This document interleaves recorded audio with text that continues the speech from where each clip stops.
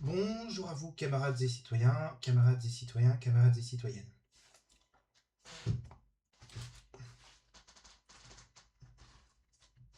Aujourd'hui, on va parler de marxisme, de religion, de laïcité et d'athéisme. Il faut toujours que je répète, que je répète et que je re-répète, pourtant ça devrait être une évidence, que Marx n'est pas favorable aux religions, que le marxisme est critique des religions, que Marx n'est pas un putain d'islamo-gauchiste. Et même pas un gauchiste aux cheveux bleus, LGBT, QIA, machin truc, tout ce que vous voulez. Ça, c'est complètement anachronique et complètement éloigné des réalités ouvrières. Voilà. Il faut dire les choses. Hein. Il faut dire les choses cash. Aujourd'hui, on a des gens à gauche qui, qui nient le fait que Marx critique les religions. Et qui, non seulement nient le fait que Marx les religions, mais qui se revendiquent hypocritement marxistes en étant complaisant, voire favorable à la religion. Du point de vue marxiste, la religion est une aliénation. Il faut dire les choses clairement. Et en l'occurrence, favorable à l'islam. Et pour certains, éventuellement au christianisme. Voilà. Mais la religion est l'opium du peuple. La religion est réactionnaire. Qu'on soit bien d'accord, le christianisme comme l'islam sont des idéologies obscurantistes et réactionnaires. Qu'on soit également d'accord sur une chose, outre le fait qu'il faille combattre la religion, christianisme comme islam, qui sont toutes les deux des idéologies perverses, malsaines, réactionnaires sur un certain nombre d'aspects, il faut dire les choses, hein. C'est de l'obscurantisme, c'est de l'idéalisme philosophique. Et vous avez des choses pas terribles sur les femmes et les homosexuels. Mais aussi sur les athées, les polythéistes, donc ceux qui ont plusieurs dieux, ceux qui n'en ont aucun, les athées, ceux qui ne partagent pas leurs croyances, qu'ils soient monothéistes ou non, les scientifiques qui remettent en cause les grosses conneries dites dans la Torah, le Coran, l'islam, le Coran, la Bible, dans le Coran, la Bible ou le Coran. Je mettrais le judaïsme dans l'affaire, mais c'est peut-être pas vraiment ce qu'il y a de plus militant, le judaïsme, d'un point de vue politique. L'islam politique ou le christianisme politique, on a tendance à le voir davantage pointer son museau, et pour cause, le judaïsme est beaucoup plus réservé, beaucoup plus communautaire. Le christianisme et l'islam sont des religions beaucoup plus prosélytes, beaucoup plus conquérantes. Elles n'ont rien d'universaliste, contrairement à ce que disent leurs défenseurs.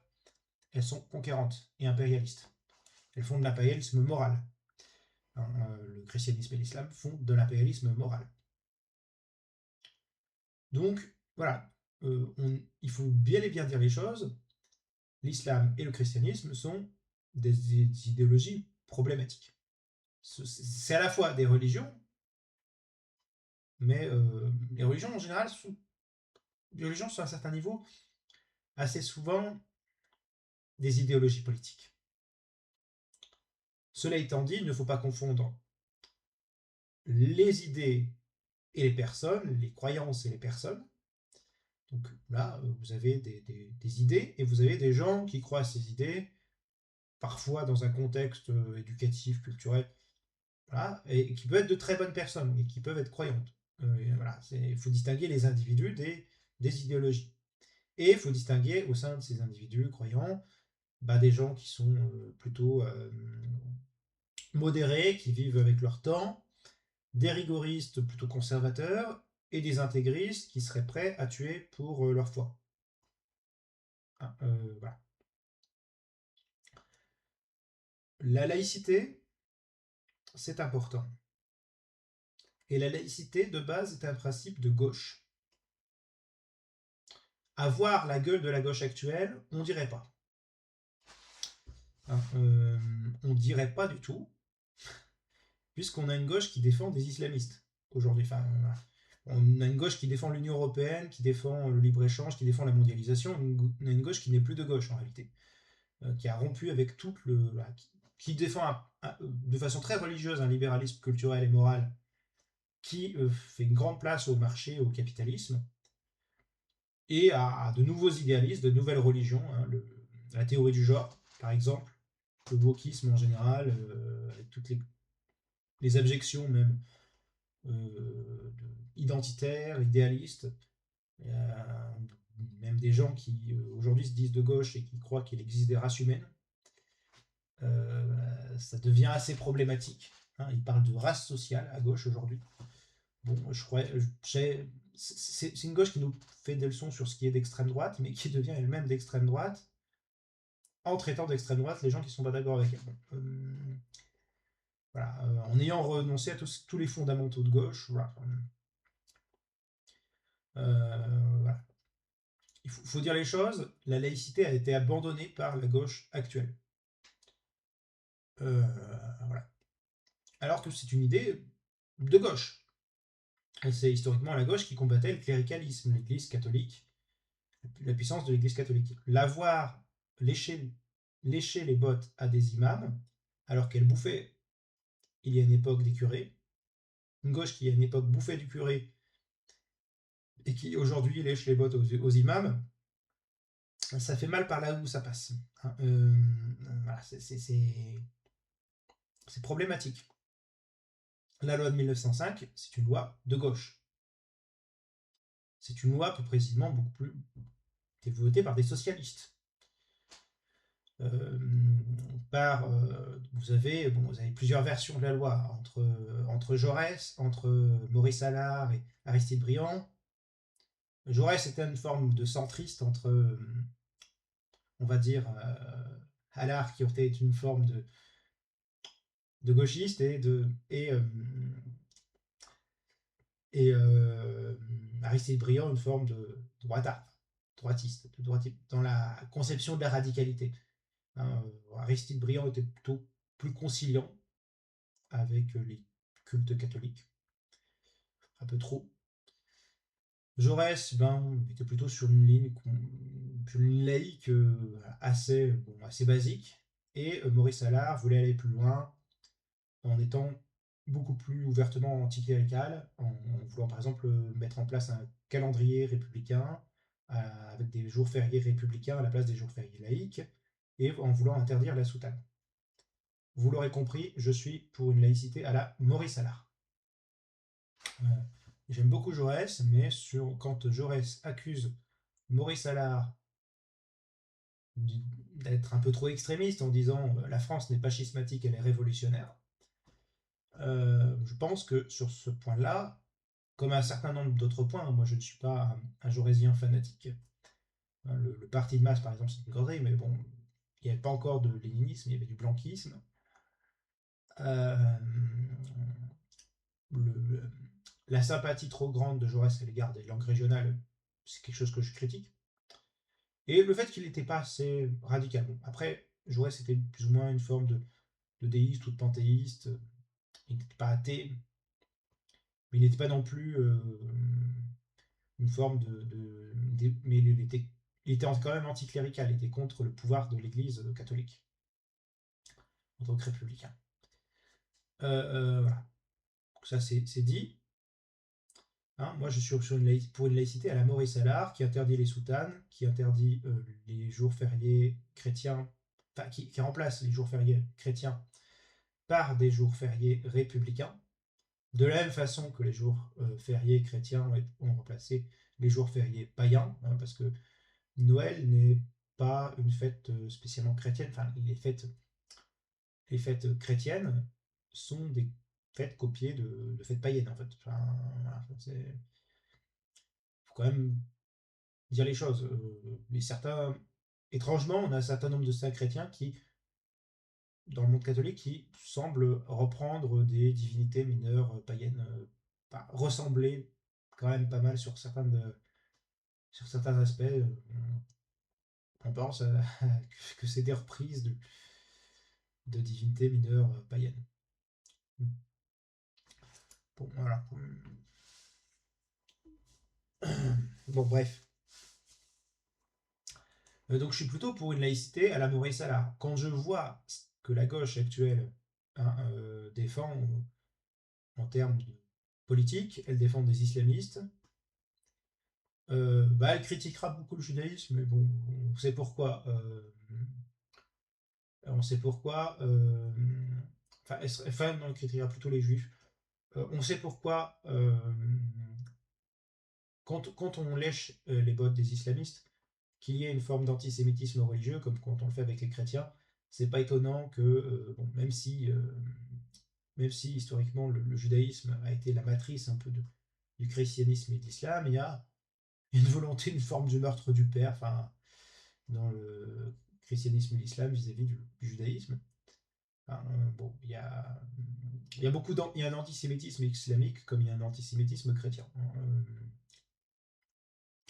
Faut dire les choses. Hein.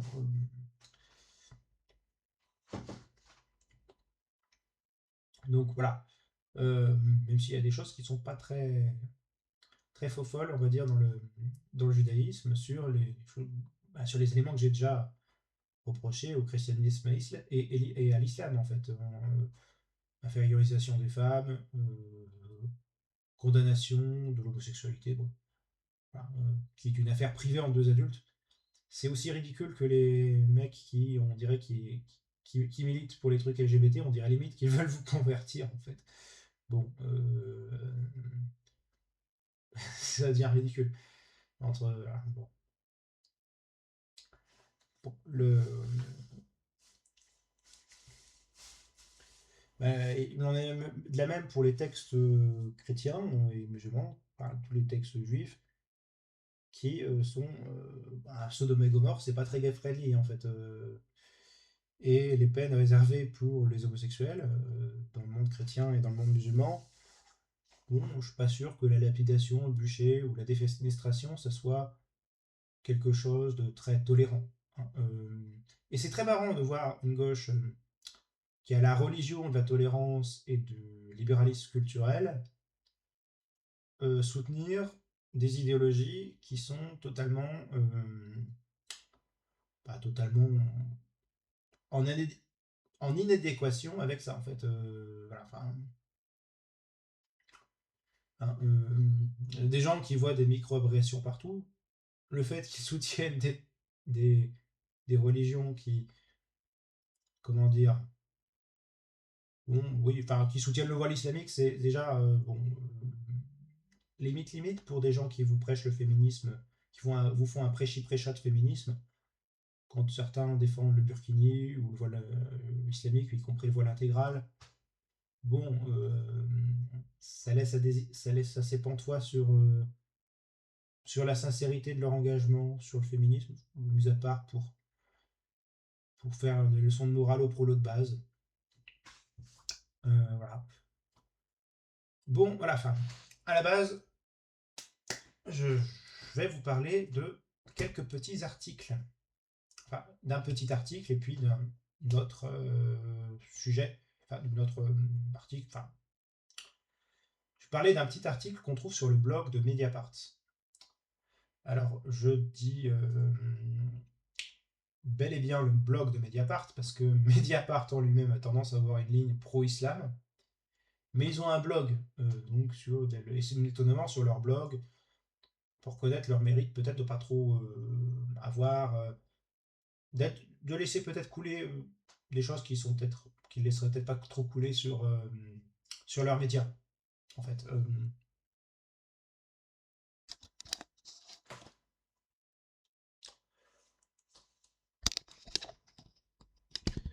En l'occurrence, c'est mon micro ça. Euh, En l'occurrence, sur, eh bien, sur le sujet de la critique de la religion et sur la critique de la complaisance qu'a une partie de la gauche vis-à-vis de l'islam, de l'islamisme, de la religion. Voilà.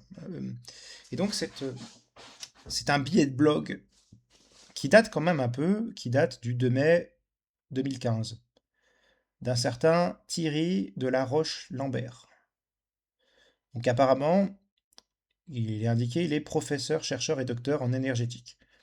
J'ai regardé sur internet Thierry de la Roche-Lambert, je vois plusieurs éléments qui confirment qu'il y a bien et bien un Thierry Roche-Lambert, professeur, chercheur en docteur et chercheur et docteur en énergétique. Voilà. C'est un billet de blog qui date du 2 mai 2015. Donc il y a quand même une décennie, voilà, à minima. Donc voilà, qui date un peu. Euh, donc c'est un article, c'est un billet de blog qui s'intitule Marxisme, religion et laïcité. On va le lire.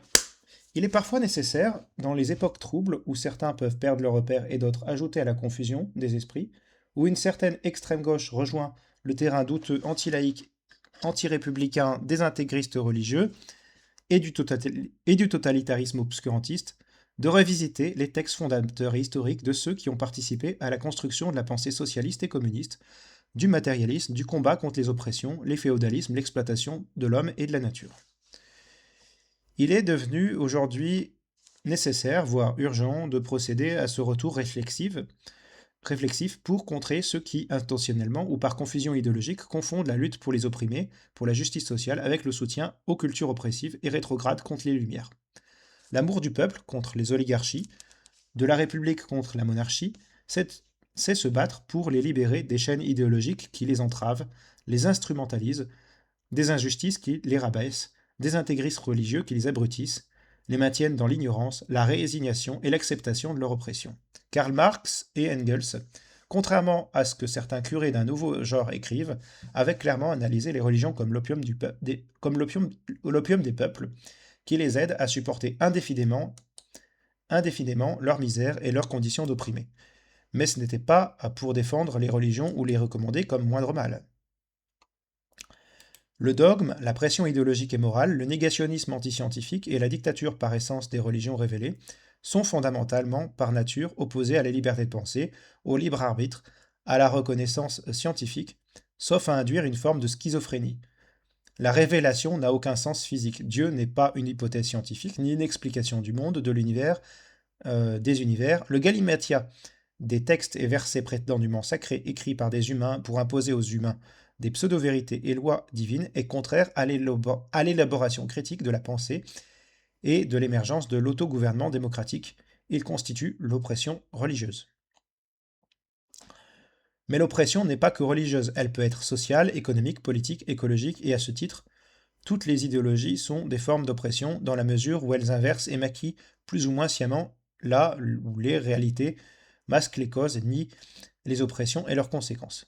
Ceux qui défendent les religions, que ce soit celles des prolétaires ou des bourgeois, des immigrés ou des autochtones, participent de cette confusion idéologique et mentale, de cette oppression et font le jeu, volontairement ou par sophisme idéologique, des ennemis de la liberté, de l'égalité et de la fraternité. Des ennemis de la liberté, de l'égalité et de la fraternité. Si Marx constate que la religion est le soupir de la créature opprimée, l'âme d'un monde sans cœur, c'est en sociologue qu'il l'écrit, après de longues analyses sur les mécanismes de l'aliénation religieuse dans le prolétariat. Non comme un soutien implicite à une introuvable nécessité de la religion comme expression des masses opprimées, je m'interroge sur les intentions de ceux qui détournent la pensée et les analyses profondes, argumentées, documentées de Marx et Engels en sortant une ou deux phrases de leur corpus. Si vous avez lu Marx et Engels, vous connaissez leur philosophie matérialiste et leur pensée et leur critique fondamentale. Vous connaissez leur philosophie matérialiste et leur critique fondamentale des religions prétendument révélées, pas seulement chrétiennes, mais judaïques et islamiques, mais aussi judaïques et islamiques. Citons donc Marx et Engels pour éviter de leur faire dire le contraire de ce qu'ils ont dit. Marx, Newsite, 1890-1891, tome 1. La bourgeoise liberté de conscience n'est rien de plus que la tolérance de toutes les sortes possibles de liberté de conscience religieuse, tandis que le Parti ouvrier s'efforce de libérer les consciences de la fantasmagorie religieuse. Marx, Das Kapital. En général, le reflet religieux du monde ne pourra disparaître que lorsque les conditions du travail et de la vie pratique présenteront à l'homme des rapports transparents et rationnels avec ses semblables et avec la nature. La vie sociale, dont la production matérielle et les rapports qu'elle implique forment la base, ne sera dégagée du nuage mystique qui en voile l'aspect que le jour où s'y manifestera l'œuvre d'hommes librement associés, agissant consciemment et maîtres de leur propre mouvement social. Engels, dans l'Anti-Düring, 1876-1878. Seule la connaissance réelle des forces de la nature chasse les dieux ou le dieu d'une position après l'autre. Marx et Engels circulèrent contre Kriege, 1846, chapitre 4. À propos de Kriege et des révolutionnaires religieux. Ces prophètes enseignent à leurs disciples qui se présentent ici avec une remarquable ignorance de leur propre intérêt et de la meilleure façon de travailler et jouir en commun, et cela non pour travailler et jouir en commun, mais uniquement au contraire afin que l'écriture s'accomplisse et que quelques rêveurs d'il y a 1800 ans n'aient pas prophétisé en vain. Marx et Engels, Manifeste du Parti communiste, chapitres 2 et 3. Quand le monde antique était à son déclin, quand les vieilles religions furent vaincues par la religion chrétienne. Quand au XVIIIe siècle les idées chrétiennes cédèrent la place aux idées de progrès, la société féodale livrait sa dernière bataille à la bourgeoisie alors révolutionnaire. Les idées de liberté de conscience, de liberté religieuse ne firent que proclamer le règne de la libre concurrence dans le domaine du savoir. 3 petits points. Rien n'est plus facile que de donner une teinture de socialisme à l'ascétisme chrétien. Le christianisme ne s'est-il pas élevé lui aussi contre la propriété privée, le mariage et l'État l'État. Et à leur place, n'a-t-il pas prêché la charité et la mendicité, le célibat et la mortification de la chair, la vie monastique et l'Église? Le socialisme chrétien n'est que de l'eau bénite avec laquelle le prêtre consacre le dépit de l'aristocratie. Pour finir, citons donc la critique de la philosophie de Hegel un peu plus longuement. Cet État, cette société produisent la religion, conscience inversée du monde, parce qu'ils ont eux-mêmes un monde à l'envers. La religion est la théorie générale de ce monde. Elle est la réalisation fantastique, au sens de fantasme, fantaisie, de l'être humain. Parce que l'être humain ne possède pas de vraie réalité. Lutter contre la religion, c'est donc indirectement lutter contre ce monde-là, dont la religion est l'arôme spirituel. La détresse religieuse est pour une part l'expression de la détresse réelle, et pour l'autre, la protestation contre la détresse réelle. La religion est le supprime de la créature opprimée, l'âme d'un monde sans cœur, comme l'est l'esprit de conditions sociales où l'esprit est exclu. Elle est l'opium du peuple. L'abolition de la religion, en tant que bonheur illusoire du peuple, est l'exigence que formule son bonheur réel. Exiger qu'il renonce aux illusions sur sa situation, c'est exiger qu'il renonce à une situation qui a besoin d'illusions. La critique de la religion est donc en germe la critique de cette vallée de larmes dont la religion est l'auréole. 3 petits points. C'est en premier lieu la tâche du philosophe, qui est au service de l'histoire, une fois dénoncée la forme sacrée de l'auto-aliénation de l'homme, de démasquer l'auto-aliénation dans ses formes non sacrées. Marx, critique de la philosophie du droit de Hegel, 1843-1844. C'est clair, net et précis. Il faut cesser de faire croire à une compassion, voire un soutien de Marx aux aliénations religieuses. Vive la laïque et les Lumières. Vive l'égalité de tous et de toutes devant la loi humaine. Égalité des femmes et des hommes, égalité des peuples, sans particularisme ni communautarisme diviseur, inégalitaire et anti-républicain. Contre la propagande religieuse, pour l'éducation scientifique et humaniste de toutes et tous, le partage du savoir, des connaissances et de l'histoire. Entièrement d'accord. Alors j'aurais peut-être des petits désaccords sur la forme. Le mot totalitarisme, par exemple, c'est un concept un peu bourgeois. Je préfère utiliser le terme de tyrannie. Parce que le totalitarisme est utilisé pour mettre sur le même plan le communisme, le stalinisme, que le fascisme et le nazisme, et c'est un terme qui a été pondu par une libérale qui couchait avec un nazi, comme tel que Hannah Arendt. Donc voilà, c'est un terme que je n'utiliserai pas comme valide. C'est un terme que je trouve pas valide, le terme totalitarisme, de ce point de vue-là. Voilà. Bon, il y a le discours sur l'exploitation de la nature qui me semble ne rien avoir dans le schmilblick, parce que ouais, enfin, quand on développe une société humaine se développe, elle exploite la nature dans la mesure où elle a besoin de ressources, elle a besoin de bois de construction, de chasser du bétail pour manger, ou de le lever, ou de, de semer la terre, ou de cueillir. Enfin, donc elle exploite la nature dans la mesure où voilà, elle a besoin de se développer. Après, qu'écologiquement, on ait besoin de préserver l'environnement, je suis entièrement d'accord avec ça, sur le fait qu'il faut préserver son environnement, mais pas arrêter de se développer humainement, et pas faire un truc, pas tomber dans un délire petit bourgeois de décroissance qui n'apporte absolument rien, si ce n'est bon, plus de pollution parce qu'on importe des produits d'autres pays. Bon, c'est encore un autre sujet. Euh,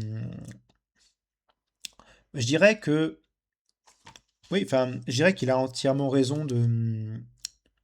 Bon, l'idée d'oppression, souvent, elle est trop souvent utilisée à gauche pour on sait pas trop quoi. Moi, je préfère parler d'exploitation, de domination éventuellement, de tyrannie, de privilèges et d'inégalités. Oui, enfin, bah, ça me semble plus. Voilà. D'injustice, voilà. C'est très, très vague, oui. Enfin, bref. Euh, le truc, c'est que quand Marx et Engels parlent d'opium, aujourd'hui, à gauche, vous avez tout un tas de gens qui disent ouais, mais l'opium, c'est bien, parce que vous avez des tas de gens à gauche qui sont pro-drogue, qui sont favorables à la toxicomanie, ou qui sont eux-mêmes toxicomanes. Pour moi, ces gens-là ne seront jamais de bons communistes. On ne peut pas faire de lutte des classes avec des toxicos. Les toxicos, euh, les toxicos, ils n'ont pas leur place dans un parti communiste, hein. Ils ont leur place dans un truc de drogué, c'est-à-dire dans une centre de désintox. Hein, les toxicomanes ont leur place dans un centre de désintox, de même que les anarchistes, qui sont souvent des toxicomanes et des alcooliques. Euh, Pas toujours, bah, parfois il y a des idiots aussi, parfois il y a des gens naïfs, parfois il y a des fous, parfois il y a des salopards de petits bourgeois qui ont besoin par anticommunisme, sont anarchistes. Hein, bah, c'est souvent l'anticommunisme chez les bourgeois qui motive l'anarchisme. L'anarchisme est souvent est un gros vecteur d'anticommunisme, hein. Le but même de la bourgeoisie, même, je dirais moi, ma petite théorie, c'est que, la, en sous-main, c'est la bourgeoisie qui alimente des idées anarchistes pour, euh, pour empêcher l'émergence d'un mouvement communiste révolutionnaire conséquent. C'est d'ailleurs de pourrir le truc, voilà, vous financez du trotskisme et de l'ANAR et vous êtes sûr que vous n'aurez jamais un mouvement communiste capable de mettre à bas le système capitaliste. Quand vous avez des idiots utilisés jusqu'au bout pour pourrir un mouvement. C'est vraiment cette stratégie-là qu'elle avait comprise, la bourgeoisie. Euh, voilà, donc, j'utilise. Bah, enfin, donc, le truc, c'est qu'il faut voir, c'est que vous avez beaucoup de gens à gauche pour qui la toxicomanie est une bonne chose. Donc, quand vous dites la religion est l'opium du peuple, ils disent ouais, l'opium, c'est bon, la drogue, c'est cool, man. Vous avez beaucoup de gens. J'ai l'impression, l'hypothèse que je fais, c'est que certains sont pro-islam parce qu'ils sont pro-Rastafari, pro. Ouais, bah, Jah, il est cool. Bon, enfin, on a ce genre d'énergumène. C'est pour ça que quand je vois ça, moi je dis je ne suis pas de gauche, je suis socialiste, je suis pas de gauche, je suis communiste. Je ne veux pas être assimilé à ce genre d'individu, hein. Si la gauche c'est ce genre d'individu, alors je ne suis pas de gauche. Je suis pour du républicanisme ouvrier, je suis pour le socialisme, pour le communisme, pour un jacobinisme avancé, mais alors ça me place à gauche historiquement, mais je ne suis pas de cette gauche bourgeoise, libérale, libertaire. je la rejette intégralement. Euh, voilà. Comme je suis pas pour les trucs indigénistes et compagnie qui sont pour moi des horreurs réactionnaires et quasiment fascisantes en fait.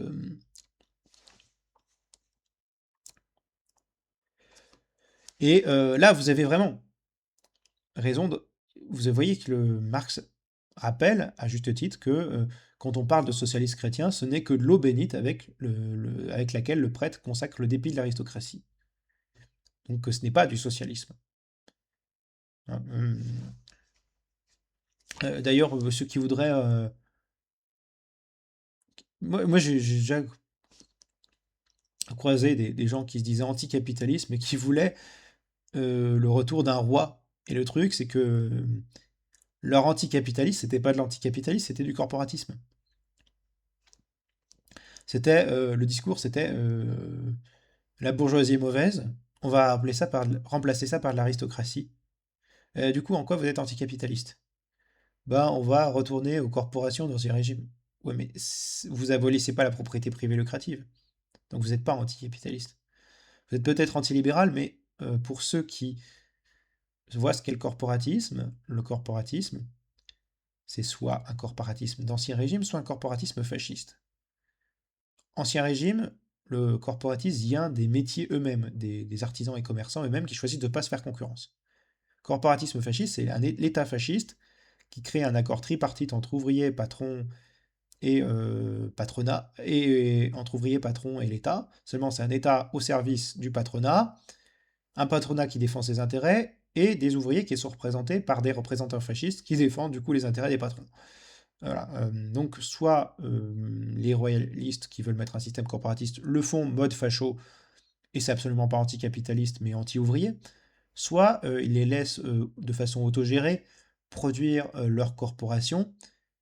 Ça ne résout pas le problème de la propriété privée lucrative, ça ne résout pas le problème de la lutte des classes, et bah en fait c'est une approche libérale des choses dans laquelle oh, ils vont faire eux-mêmes leur truc. Voilà, c'est bien beau de se revendiquer anticapitaliste, mais si on propose rien derrière, on n'est pas anticapitaliste. On est juste un idiot qui joue au rebelle. Hein, et qui, du coup, est le pire idiot du capitalisme. Voilà, faut être antilibéral, mais pas que antilibéral pour être anticapitaliste. Hein,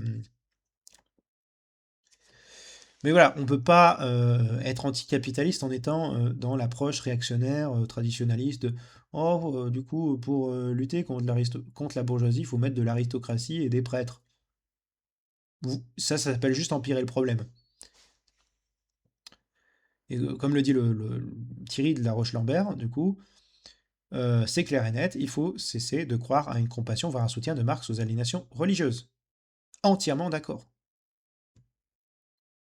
Et il le dit, vive la laïque, vive Lumière, vive l'égalité de tous et de toutes devant la loi humaine, égalité des femmes et des hommes, oui, parce que la religion, le christianisme, l'islam, si vous êtes pour l'égalité entre les sexes, pour tous ceux qui nous font des leçons aux mecs, des leçons de patriarcat,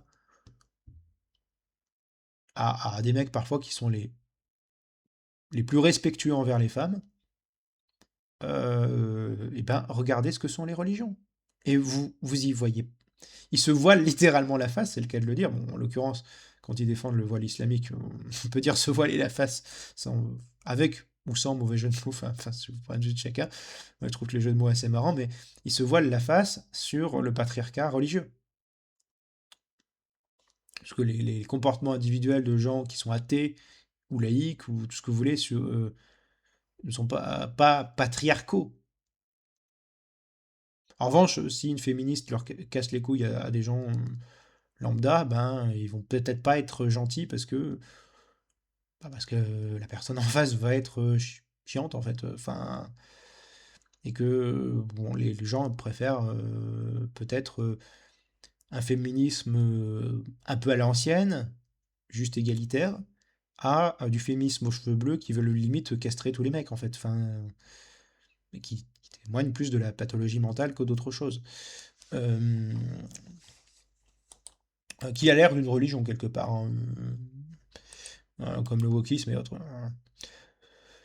Voilà, donc, C'est assez marrant. Ça fait au moins une décennie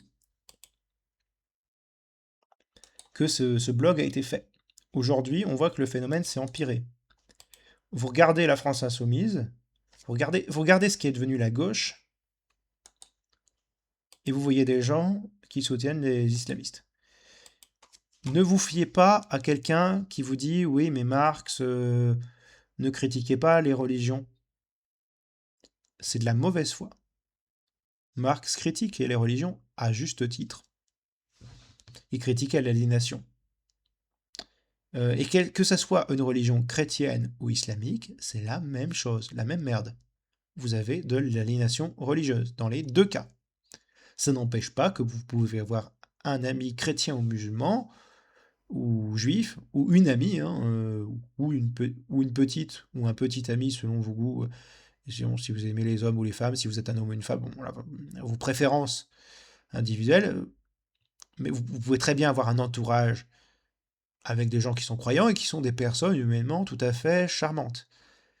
Euh, voilà, le fait de critiquer vertement pour moi l'islam, ou le christianisme, ou le judaïsme, hein, parce que je vais me recevoir des trucs sur islamophobe, christianophobe, ou tout ce que vous voulez, ça n'empêche pas que je puisse considérer des individus ayant ces croyances comme étant des personnes que je respecte ou que j'apprécie, hein. Et dans les individus croyants, il y en a d'autres pour qui, pour moi, ça peut être d'horribles connards.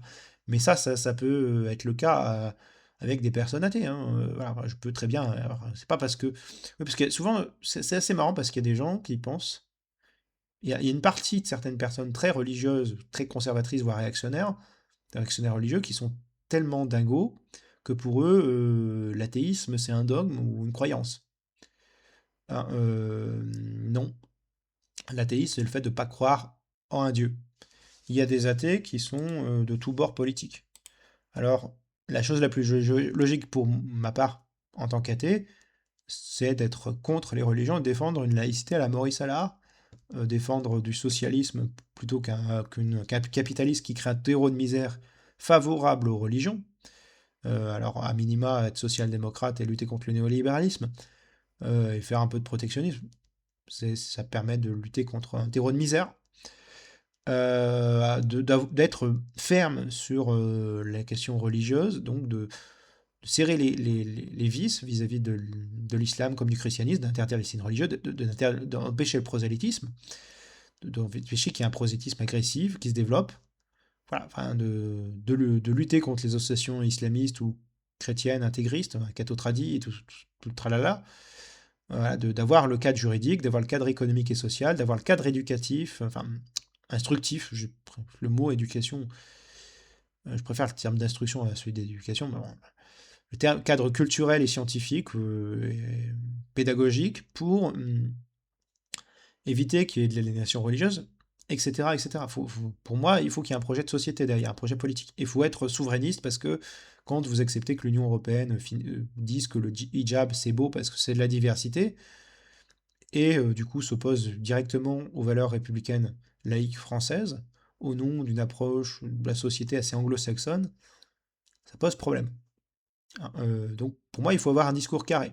Il faut avoir un discours souverainiste, socialiste, républicain, pour être cohérent en tant qu'athée. Mais ça, c'est mon avis personnel, parce que vous avez des gens qui sont athées et qui sont libéraux, qui sont pro-modèle de société anglo-saxonne, qui sont pas souverainistes du tout. À mon sens, ils laissent entrer le loup dans la bergerie. Voilà, faut dire les choses. Hein, quand vous êtes athée mais que vous défendez une immigration ouverte, dans laquelle vous pouvez laisser le premier islamiste venu sur le territoire national, ou que vous dites qu'il faut abolir la police, et que du coup, bon, ça va être vous voulez peut-être une police chariatique à la place de la police républicaine. Ouais, ben, pour moi, quelqu'un qui se dit militant athée et anarchiste, ça va pas. Parce que quelqu'un qui est anarchiste laissera de fait des intégristes religieux prendre le pouvoir parce qu'il préférera un vide politique à la place de la République, et un vide politique que les intégristes religieux les réactionnaires en tout poil, les capitalistes, les néo-féodaux, on va dire, les oligarques, s'empresseront de remplir. Donc voilà, pour moi, un athée conséquent doit être républicain pour protéger les libertés publiques de l'emprise du pouvoir religieux.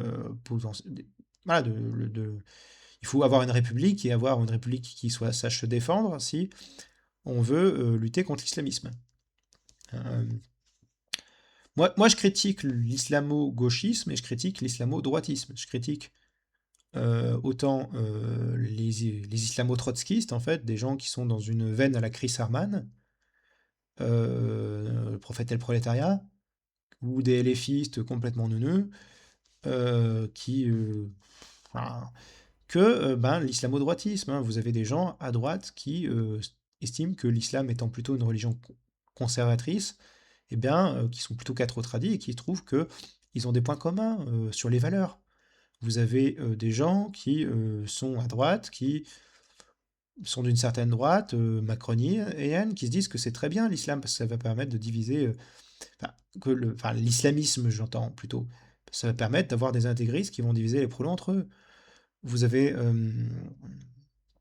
vous avez des islamo-atlantistes, des gens qui vont défendre l'islam contre les islamistes, contre la Russie ou contre la Syrie, ou contre la Chine, en disant que la République populaire de Chine persécute les Ouïghours alors qu'elle persécute des djihadistes, et pas les Ouïghours en tant que tels.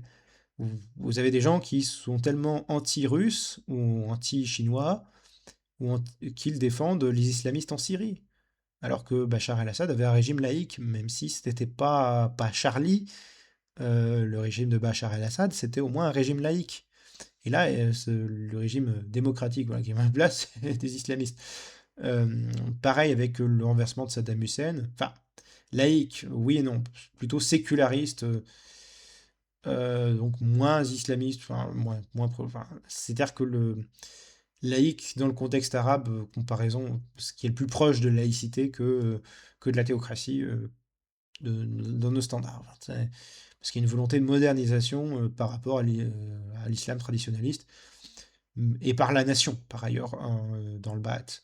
Euh, mais qui tenait en laisse, du coup, les islamistes, des gens comme Bachar el-Assad ou Saddam Hussein, sans dire que c'était parfait, mais c'est dans le contexte arabe, du monde arabo-musulman, l'intégrisme religieux étant assez présent, l'instabilité politique aussi, des régimes autoritaires ont été nécessaires peut-être pour avoir des objectifs progressistes, parce que aussi sur le plan économique, il y avait des choses qui étaient de l'ordre de socialisation de moyens de production, en fait.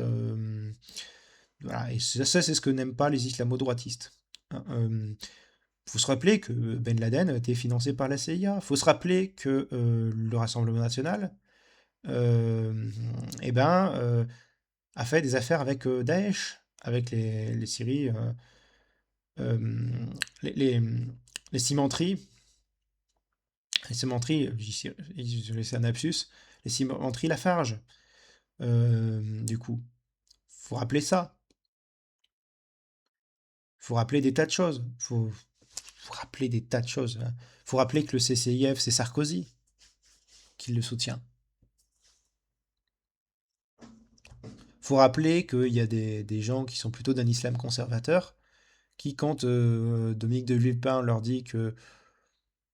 tient des propos pro-palestiniens et pro-islam, ils préfèrent un conservateur d'une droite un peu catholique, vaguement gaulien mais qui ne l'est plus, à des LFistes qui sont LGBTistes et compagnie, ou progressistes sur le plan des mœurs, trop progressistes sur le plan des mœurs à leur goût, en fait, trop favorables aux homosexuels ou aux femmes.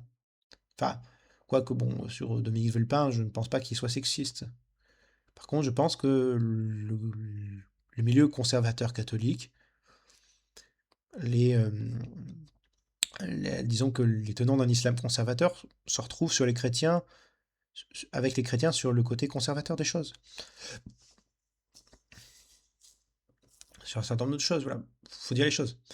Il y aurait une autre critique que je pourrais faire sur le texte, c'est le mot idéologie, qui est polysémique, qui peut désigner une approche dogmatique des choses.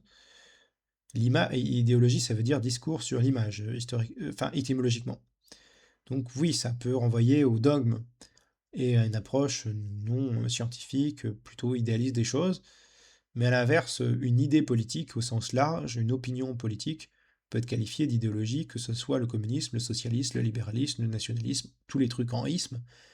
Et moi, je ne veux pas renoncer au communisme, parce que ça serait une idéologie, ou au socialisme, en disant, ouais, mais c'est qu'une idéologie, donc c'est un dogme. Non, avoir des convictions politiques, voilà. Après, je sais très bien, j'imagine très bien que il ne condamne pas le socialisme, le communisme, le marxisme, puisqu'il se place dans cette veine-là, dans son discours.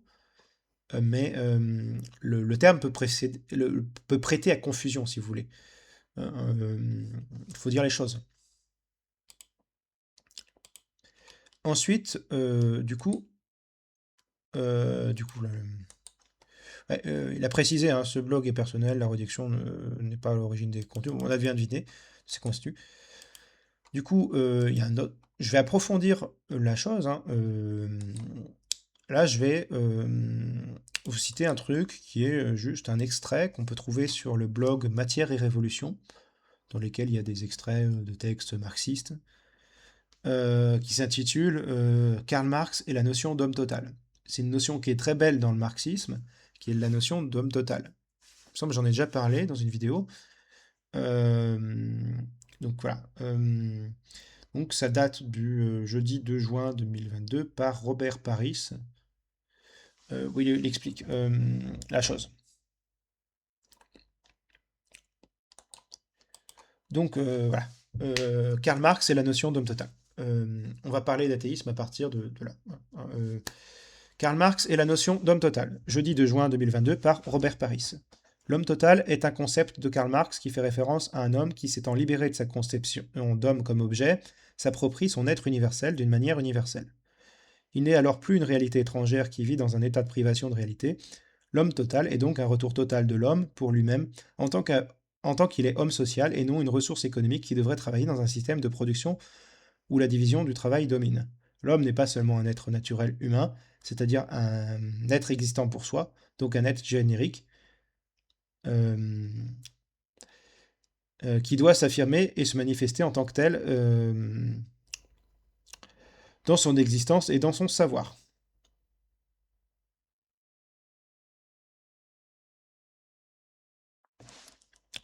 Charles Fourier, il faut que tous les attributs de la nature humaine soient exercés dans l'association, faute de quoi les séries ne pourraient pas se constituer. Elle doit favoriser la naissance d'un homme total ou générique. Il y a peut-être une coquille dans le texte, enfin, il y a peut-être quelques mots qui ont été mis de travers, mais dans l'ensemble, on comprend l'idée. Euh, Karl Marx, manuscrit de 1844. Troisième manuscrit. De même que la propriété privée n'est que l'expression sensible du fait que l'homme devient à la fois objectif pour lui-même et en même temps, au contraire, un objet étranger pour lui, même et non humain, que la manifestation de sa vie est l'aliénation de sa vie, que sa réalisation est sa privation de réalité, une réalité étrangère, de même l'abolition positive de la propriété privée, c'est-à-dire l'appropriation sensible pour les hommes et par les hommes de la vie et de l'être humain, des hommes objectifs, des œuvres humaines, ne doit pas être saisie seulement dans le sens de la jouissance immédiate, exclusive et dans le sens de la possession de l'avoir. L'homme s'approprie son être universel d'une manière universelle, donc en tant qu'homme total.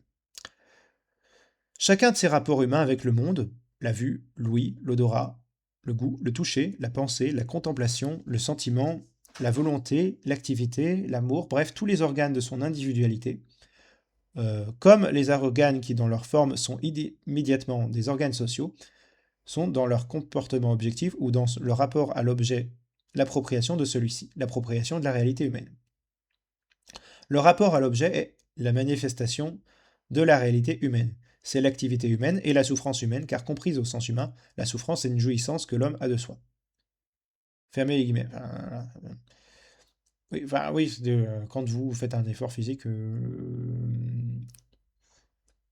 bout d'un moment, quand vous avez bu un verre d'eau, le plaisir est beaucoup plus intense que. ça fait partie, voilà, dans une certaine mesure. Voilà. Parce que pour oui, la souffrance humaine, compris au sens de l'humain, la souffrance, une jouissance de l'homme à soi, oui, faut comprendre aussi au sens, cette complexité-là. Bon, je rouvre la parenthèse. Voilà. Le communisme, abolition positive de la propriété privée, elle-même aliénation de soi, et par conséquent appropriation réelle de l'essence humaine par l'homme et pour l'homme, donc retour total de l'homme pour soi en tant qu'homme social, c'est-à-dire humain, retour conscient et qui s'est opéré en conservant toute la richesse du développement antérieur. Fermez les guillemets. Ouvrez les guillemets. Considérons maintenant les moments positifs de la dialectique de Hegel. À l'intérieur de la détermination de l'aliénation, c'est exprimé à l'intérieur de l'aliénation ridée de l'appropriation de l'essence objective par la suppression de son aliénation. C'est la compréhension aliénée de l'objectivation réelle de l'homme, de l'appropriation réelle de son essence objective par l'anéantissement de la détermination aliénée du monde objectif par sa suppression dans son existence aliénée. De même que l'athéisme, suppression de Dieu, est le devenir de l'athéisme théorique, que le communisme, abolition de la propriété privée et la revendication de la vie réelle de l'homme comme sa propriété, le devenir de l'humanisme pratique, en d'autres termes l'athéisme et l'humanisme ramené à lui-même par le moyen terme de la suppression de la religion. Le communisme et l'humanisme ramenés à lui-même par celui-ci à l'abolition de la propriété privée. Ce n'est que par la suppression de ce moyen terme, qui est toutefois une condition préalable nécessaire, que naît l'humanisme qui part positivement de lui-même, l'humanisme positif. Mais l'athéisme et le communisme ne sont pas une fuite, une abstraction, une perte du monde objectif engendré par l'homme. Une perte de ses forces essentielles qui ont pris une forme objective. Ils ne sont pas une pauvreté qui retourne à la simplicité contre nature et non encore développée. Ils sont bien plutôt pour la première fois le devenir réel, la réalisation devenue réelle pour l'homme de son essence et de son essence en tant qu'essence réelle. Fermez les guillemets. Donc vous voyez, là, bon, alors, au-delà de l'aspect très philosophique de la dialectique hegelienne, alors moi je ne suis pas partisan de cette approche-là, parce que je vois beaucoup de branlettes intellectuelles là-dessus, sur, oui, la dialectique, bon, j'ai envie de dire, la dialectique, c'est pas automatique. Bon, parce qu'il y a des gens qui abusent de, oui, mais ta gueule, c'est dialectique. Parmi des gens qui sont pseudo-marxistes, voilà. Il y a des gens qui savent très bien utiliser le discours sur la dialectique pour dire des choses sensées, mais parfois, vous avez des gens qui vont justifier des trucs assez dingos par la dialectique, bon, qui ont même nié le matérialisme au nom de la dialectique. Bon, la dialectique, c'est une idée platonicienne, donc, avec des origines idéalistes à la base, mais Marx l'utilise dans une approche matérialiste des choses.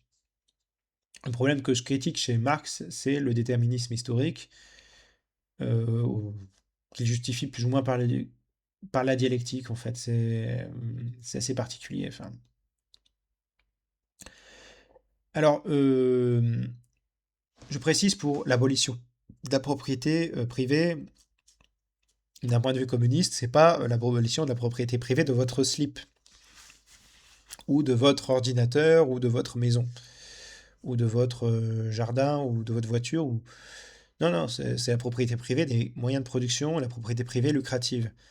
Ah, parce qu'il y a des gens, ils vont dire, oui, le communisme, et on va tous finir en slip, comme dans une secte, et du coup, considère que le communisme, c'est une religion. Quand vous avez des gens qui interprètent le marxisme à l'aune d'un manque de subtilité pareil, voilà, enfin, je précise, hein, c'est la propriété privée au sens de la propriété privée lucrative, du coup, c'est une propriété privée au sens où il l'oppose à la propriété personnelle, enfin, qui est, il entend, ils sont entendant propriété privée lucrative, comme fruit de l'exploitation de l'homme par l'homme. Donc, Marx parle d'humanisme positif et il y met là-dedans le communisme et l'athéisme.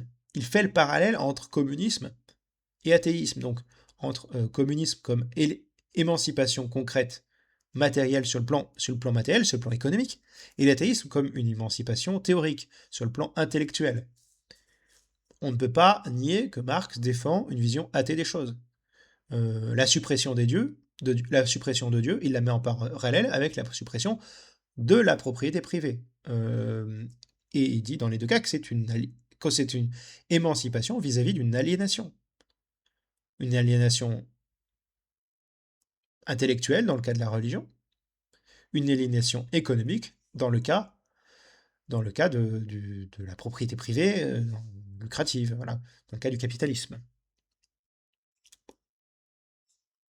Donc ouvre les guillemets, mais pour l'homme socialiste, tout ce qu'on appelle l'histoire universelle n'est rien d'autre que l'engendrement de l'homme par le travail humain, que le devenir de la nature pour l'homme. Il a donc la preuve évidente et irréfutable de son engendrement par lui-même, du processus de sa naissance. Si la réalité essentielle de l'homme et de la nature, si l'homme qui est pour l'homme l'existence de la nature et la nature qui est pour l'homme l'existence de l'homme, sont devenus un fait, quelque chose de concret, d'évident, la question d'un être étranger, d'un être placé au-dessus de la nature et de l'homme, est devenue pratiquement impossible. Cette question impliquant l'aveu de l'inessentialité de la nature et de l'homme, l'athéisme, dans la mesure où il nie cette chose secondaire, n'a plus de sens. Car l'athéisme est une négation de Dieu et par cette négation, il pose l'existence de l'homme. Mais le socialisme, en tant que socialiste, n'a plus besoin de ce moyen terme. Il part de la conscience théoriquement et pratiquement sensible de l'homme et de la nature comme de l'essence. Il est la conscience de soi positive de l'homme, qui n'est plus par le moyen terme de l'abolition de la religion comme la vie réelle et la réalité positive de l'homme, qui n'est plus par le moyen terme de l'abolition de la propriété privée, le communisme. Le communisme pose le positif comme la négation de la négation. Il est donc le moment réel de l'émancipation et la reprise de soi de l'homme, le moment nécessaire pour le développement à venir de l'histoire. Le communisme est la forme nécessaire et le principe énergétique du futur humain.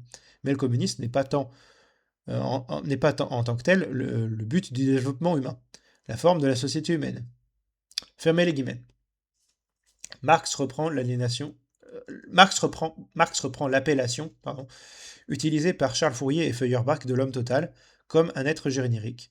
C'est dans les œuvres de jeunesse, le manuscrit de 1844, qu'il explique que l'homme n'est pas seulement un être naturel, c'est-à-dire un être existant pour soi, donc un être générique, qui doit s'affirmer et se manifester en tant que tel dans son existence et dans son savoir.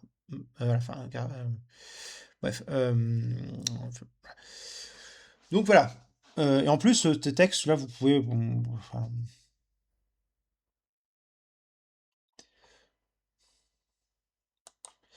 ah oui, c'est pas terminé apparemment. Oui, il y avait les sources sur lesmarxistes.org. Oui, ah oui, on continue, c'est vrai. La Sainte Famille. Marx et Engels, la Sainte Famille. Chez Bacon, son fondateur, le matérialisme recèle encore, de façon naïve, les germes d'un développement multiple. La matière sourit à l'homme total dans l'éclat de sa poétique sensualité. Dans l'éclat de sa poétique sensualité. Fermez les guillemets. Du coup, Karl Marx, Le Capital, section 4, chapitre 13. La grande industrie fait du remplacement de cette monstruosité que représente une population ouvrière disponible et misérable, tenue en réserve par le capital pour ses besoins d'exploitation changeants, par une disponibilité absolue de l'homme pour les exigences changeantes du travail, une question de vie ou de mort.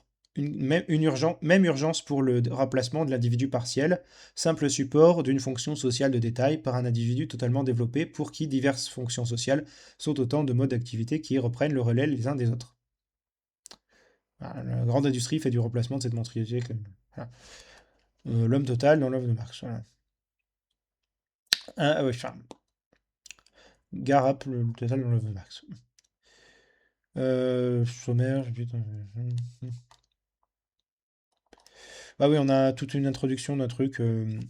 La notion d'homme total, bien que rarement exprimée explicitement. On a toute une explication ensuite. La notion d'homme total, bien que rarement exprimée explicitement par Karl Marx, traverse toute son œuvre et lui donne son sens, c'est-à-dire à la fois une orientation et une signification. Pour bien comprendre et cerner cette histoire, il faut situer l'œuvre de Marx non seulement dans l'histoire de la philosophie proprement dite, mais aussi dans l'histoire en général. L'époque à laquelle elle appartient est celle de l'essor de l'industrie moderne, partant de l'Angleterre et se répandant dans toute l'Europe, et de ses conséquences humaines et sociales désastreuses. Produit du capitalisme, le mouvement ouvrier et le socialisme prirent alors naissance. Dans ce contexte, Marx et son ami Engels créèrent le socialisme scientifique moderne par la fusion de tout ce que représente la pensée anglaise, la pensée française et la pensée allemande, avec de grands et fertiles ont de grands nez fertiles, du coup il y a une coquille, imprégnés de l'idéal de la philosophie allemande qu'ils unirent à la pensée révolutionnaire française. Ils utilisèrent aussi la pensée économique anglaise. Le marxisme est donc le résultat de la rencontre entre l'histoire et la philosophie. Il ne suffit pas que la pensée recherche sa réalisation, il faut encore que la réalité recherche la pensée.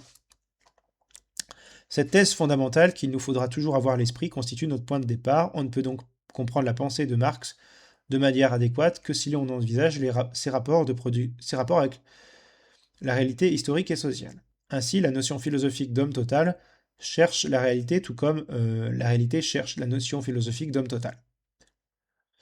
La réalité dont par Marx, c'est pourtant celle de l'homme fragmenté, aliéné. Face à cette réalité très tangible, très matérielle, la philosophie de l'homme total, née du refus de l'asservissement de l'homme, apparaît comme une abstraction qui, loin de tendre vers la réalité, s'en éloigne pour rejoindre la sphère lointaine du rêve et de l'idéal.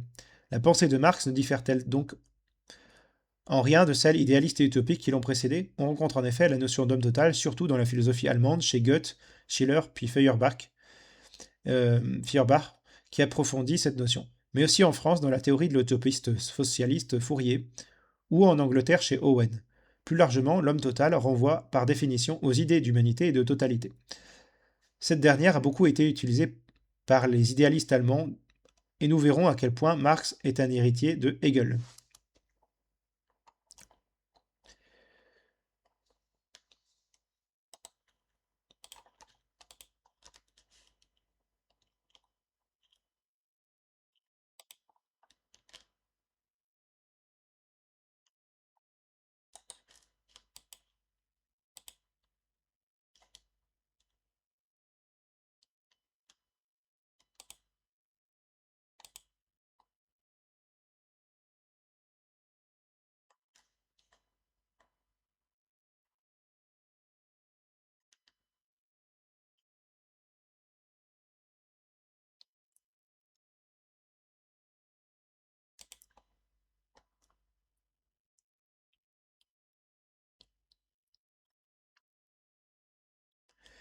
C'est ici ce que se fait jouir un paradoxe qu'il nous faudra résoudre. La critique de Marx porte sur le monde existant que pourtant il qualifie d'abstrait. En effet, pour Marx, qui rapproprie les concepts hegeliens, le monde déshumanisé, qui s'identifie au monde de l'homme parcellaire, de l'homme séparé et donc de l'abstrait, or l'homme aliéné, séparé et abstrait, et aussi l'homme réel. Inversement, l'homme total, qui dans la réalité inexistant, est un homme concret. Qu'est-ce que cela signifie? Qu'est-ce que l'homme séparé pour Marx? Et qu'est-ce que l'abstraction? En quoi ces concepts se rattachent-ils à celui d'aliénation? Pourquoi le concret renvoie-t-il à la totalité et l'abstrait à la séparation? Il nous faudra alors, d'une part, éclaircir les concepts de réalité, de concret et d'abstrait, ainsi que ceux de séparation, d'aliénation et de totalité, et d'autre part, comprendre le rapport réciproque. Mais si la philosophie est plus concrète que la réalité, ce que nous tenterons de démontrer, elle n'en demeure pas moins une de nature idéale. La réalité, au contraire, bien qu'abstraite, est pour le matérialiste Marx très tangible, très matérielle. Comment, dès lors, la notion abstraite car théorique d'homme total, issue des pensées idéalistes et utopiques, s'insère-t-elle dans sa théorie qui rejette l'abstraction et qui vise à rejoindre l'histoire et les hommes réels? Nous verrons que Marx forge une notion matérialiste d'homme total. Mais ce matérialisme philosophique nous permet-il véritablement de rejoindre la réalité? La notion d'homme total, même conçue de manière réaliste, ne demeure-t-elle pas de nature philosophique, donc idéale? Pour Marx, l'homme total, de notion concrète mais idéale, doit devenir une réalité pratique. La pensée de Marx est véritablement révolutionnaire. Elle cherche de manière inouïe à renverser les barrières qui séparent la sphère idéale et la réalité, la philosophie et l'histoire. Dépassant les philosophies idéalistes qui concevaient la totalité uniquement dans la pensée séparée, Marx exige de la totalité qu'elle contienne l'élément de la réalité. L'homme ne peut être total que s'il est réel, c'est-à-dire qu'il dépasse son statut de notion philosophique et se réalise. Marx réussit-il à réaliser ce formidable programme? Marx réussit-il à réaliser ce formidable programme? Et si oui, quels outils utilise-t-il pour y parvenir? À partir de ces interrogations, nous nous proposons d'essayer de répondre à ce problème qui, indéniablement, se pose. La notion d'homme total chez Marx n'est-elle qu'une idée abstraite? Nous montrerons que l'originalité de Marx, qui est aussi la force révolutionnaire extraordinaire de sa pensée, est de chercher à effectuer non seulement une synthèse entre l'idéalisme et le matérialisme, mais aussi entre la théorie et la pratique. Nous tenterons de démontrer que l'homme total n'est pas une réalité extérieure aux hommes réels, mais qu'elle est tout entière tournée vers la réalité historique et sociale, qui elle-même est première par rapport à la pensée. Nous tenterons de reconstituer le parcours philosophique de Marx, passant de l'homme abstrait de la réalité à l'homme total qui se réalise dans l'histoire, et de montrer comment la pensée de la totalité partant de l'histoire retourne à l'histoire. Tout d'abord, nous verrons que Marx, qui part de la réalité historique et sociale, commence par faire une critique de l'aliénation réelle des hommes, c'est-à-dire de l'abstraction réelle, ou séparation réelle qui déchire les hommes. Cette critique permet ensuite à Marx d'identifier l'homme total, négation de l'homme parcellaire, à l'homme concret, à la recherche de l'homme total. Marx s'appuie d'abord sur la philosophie idéaliste de la totalité concrète qu'il dépasse ensuite en forgeant une pensée matérialiste de la totalité concrète.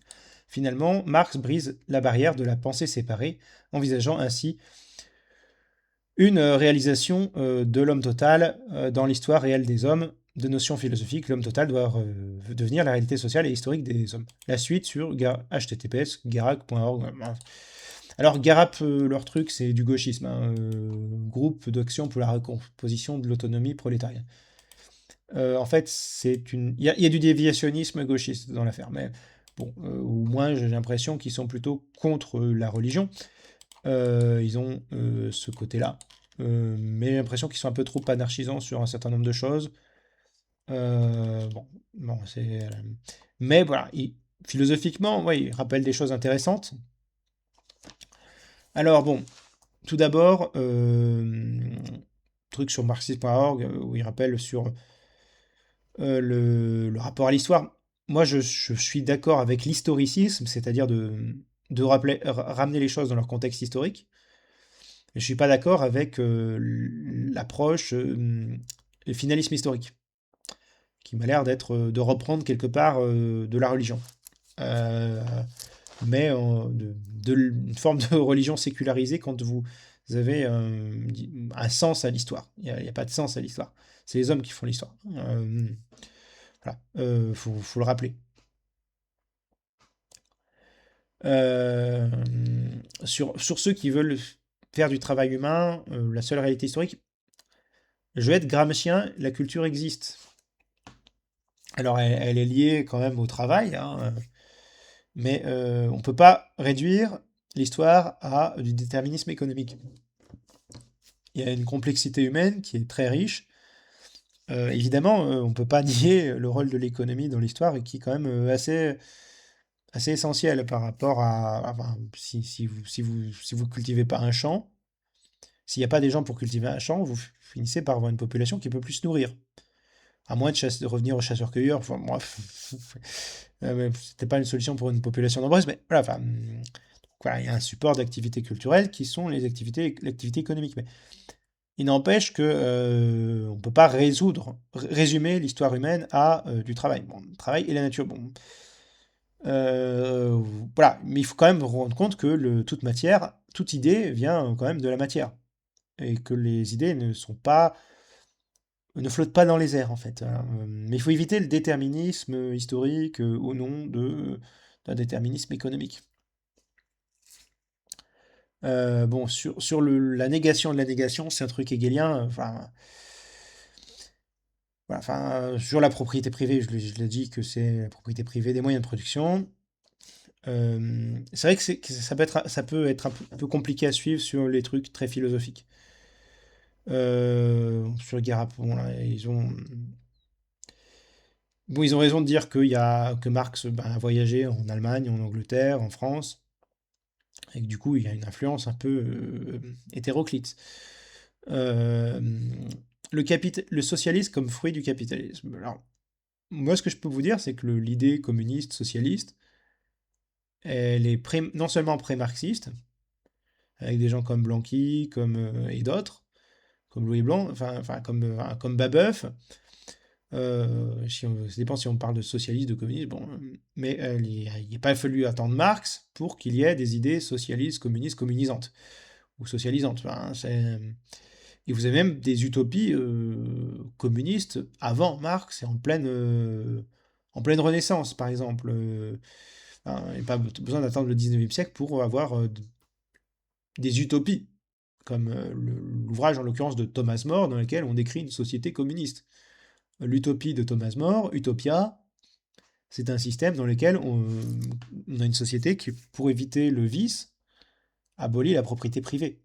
Alors, bon, dans le cas de Thomas More, c'est pour préserver les vertus morales, parce que Thomas More est à la fois un philosophe humaniste et un catholique fervent, qui finira par se faire exécuter par Henri VIII, mais ça c'est encore autre chose. Voilà. Mais voilà, enfin, dans le cas de... On a plein d'idées utopiques, de gens qui imaginent avant l'époque industrielle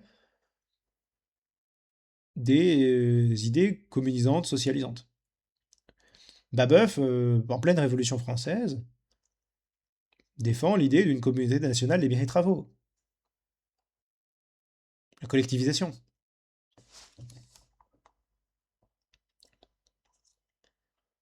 Donc, sur le déterminisme historique, je suis critique. Même si je pense qu'il faut être historiciste, c'est-à-dire prendre les choses dans leur contexte historique, y compris la pensée de Marx. Pour éviter que le marxisme devienne religieux et dogmatique, il faut essayer de faire la genèse de la pensée de Marx pour comprendre qu'est-ce que signifiait l'État pour lui, qu'est-ce que signifiait la nation pour lui, qu'est-ce que signifiait l'économie dans la société dans laquelle il vivait. Et il y a des variants, des invariants. Voilà, enfin, pour ça que moi, je préfère, pour avoir une philosophie de l'histoire, Brodel à Hegel. Je préfère l'école des annales avec Brodel comme modèle pour penser l'histoire, pour théoriser l'histoire, que d'avoir Hegel qui, en admirateur de Napoléon, défend une dialectique un peu sa vision dialectique de l'histoire, qui est assez particulière, puisque c'est la monarchie, la Révolution française, puis Napoléon hein, chez Hegel. C'est un truc dans ce genre-là. Rien à voir avec il y a un finalisme historique, une théorie de l'histoire, enfin d'un sens de l'histoire que Marx se réapproprie. Euh, mais ça a toute une pensée religieuse pour le coup. Je dis pas que le marxisme est une religion, je dis que le fait que certaines personnes qui se disent marxistes finissent par défendre la religion, quand on voit l'hégélianisme, enfin, l'approche, enfin, pas l'hégélianisme en lui-même, mais l'approche du finalisme historique, quand on voit des gauchistes, des gens qui se disent marxistes mais qui veulent se rapprocher des anarchistes en disant on a le même but d'extinction de l'État, c'est le sens de l'histoire. Non, il n'y a pas de sens de l'histoire qui veulent l'extinction de l'État. C'est un truc de taré de vouloir supprimer l'État. Vouloir supprimer l'État, c'est vouloir supprimer les services publics et les nationalisations. Enfin, voilà. Faut dire les choses concrètement. Et ça ressemble beaucoup à une religion, avec un paradis perdu. Enfin, sur la division du travail, je reviens là-dessus, c'est pas une mauvaise chose. Ce qui est problématique, c'est que cette division du travail soit aliénante. Et donc, du coup, vous avez un ouvrier qui fait sans arrêt la même tâche. Mais le fait d'avoir une division du travail à un certain niveau, ça permet de spécialiser les gens dans des domaines de compétences. Le problème, c'est l'aliénation que c'est dans un système capitaliste. C'est les divisions du travail, c'est il y a un mec qui visse un boulon, il y en a un qui fait une autre même tâche voilà, pénible, non gratifiante, aliénante, physiquement mauvaise si on prend des troubles qui peuvent en résoudre, musculo-squelettiques, on va prendre des trucs, enfin, si on peut prendre en compte que des gens qui font des travaux, les mêmes gestes répétitifs toute la journée, ben, finissent en fait, par devenir un peu comme l'ouvrier dans les temps modernes de Charlie Chaplin, qui est un film qui est tout à fait marrant et que je recommande à chacun d'entre vous, si c'est pas déjà fait.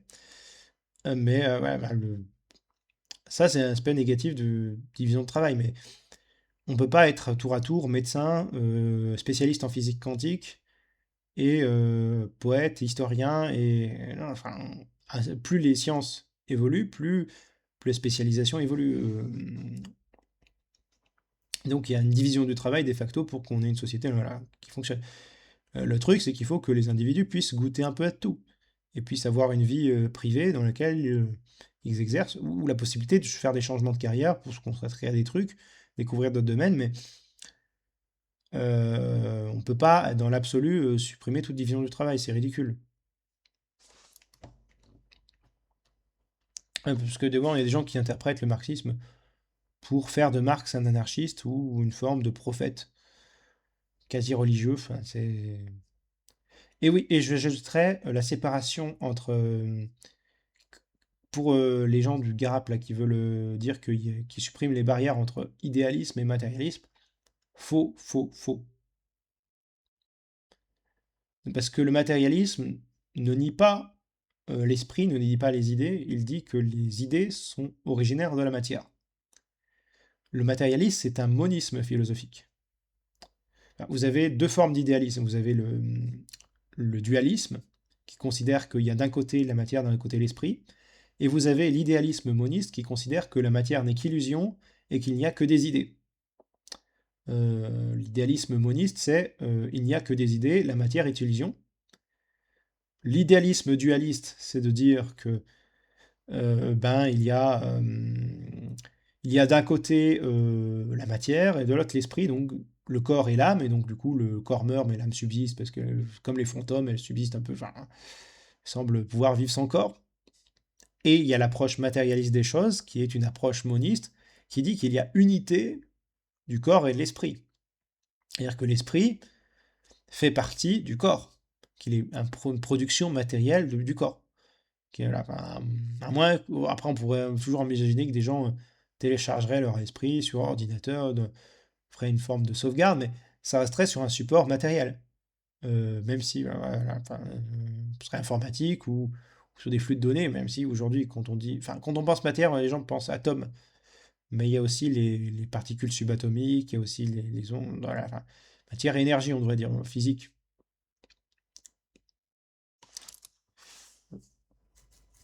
Mais voilà, enfin,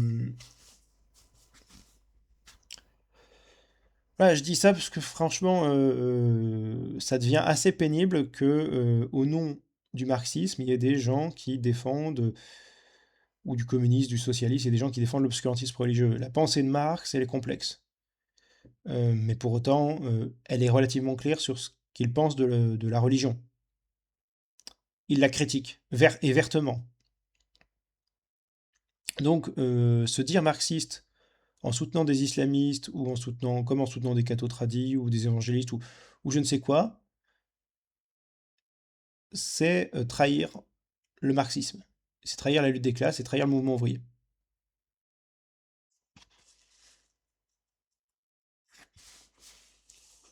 Quand on est marxiste, quand on est communiste, on est matérialiste. Quand on est un communiste conséquent. Après, il peut y avoir des communistes croyants, mais ils doivent laisser la religion au vestiaire.